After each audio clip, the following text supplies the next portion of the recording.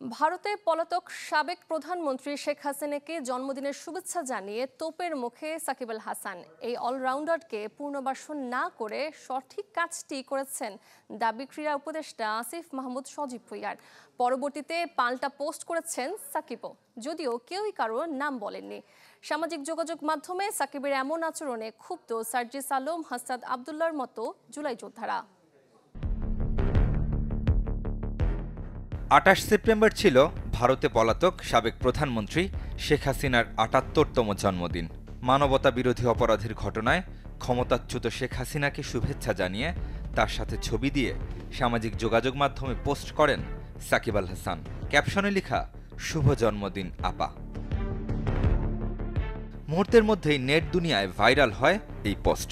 React পড়ে প্রায় ৯.৫ lakh, comment ২.৫ লাখের বেশি, আর share ৬৫,০০০।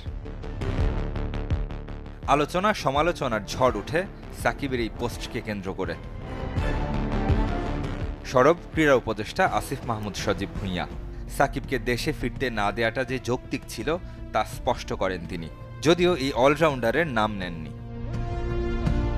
Cool Perfume Deodorant Stick এর odor fighting formula দুর্গন্ধ দূর করে দেয় লং লাস্টিং ফ্রেশনেস ২৪ ঘন্টা পর্যন্ত। এর ঘণ্টাখানেকের মধ্যেই সাকিবের আরও একটা পোস্ট, যার জন্য বাংলাদেশের জার্সি গায়ে জড়ানো হলো না, দেশের জন্য খেলতে পারলেন না। তিনি যে আসিফ মাহমুদ সেটা পরিষ্কার। তবে সাকিবও কারোর নাম উল্লেখ করেননি, যদিও বুঝতে বাকি নেই এই দুজন একে অন্যকে নিয়ে বলছেন। এই ঘটনায় তীব্র প্রতিক্রিয়া দেখিয়েছেন সার্জিস আলম, হাসনাত আবদুল্লার মতো জুলাই যোদ্ধারা। লাল সবুজ জার্সি গায়ে দেওয়ার অধিকার হারিয়েছে সাকিব, কমেন্টে দাবি করেছেন সার্জিস আলম। সাদিকুর রহমান খান নামে একজন অনলাইন অ্যাক্টিভিস্টের পোস্ট শেয়ার করেছেন হাসনাত আবদুল্লাহ, যেখানে দেশে ফেরার আহ্বান, প্রচ্ছন্ন হুমকি দেওয়া হয়েছে সাকিব আল হাসানকে। নেট দুনিয়ায় সমালোচনাই বেশি হচ্ছে সাকিবের এমন কাণ্ডে। কেউ বলছেন কত টাকা দিলে হাজারো শহীদের রক্ত চোখে দেখা যায় না। কেউ আবার ক্রীড়া উপদেষ্টাকে বাহবা দিচ্ছেন সাকিবকে দেশে ফিরতে না দেওয়ার জন্য। বিরূপ প্রতিক্রিয়ার পাশাপাশি চলছে ট্রলও। কে আপনার নিষেধ করেছে ভাই?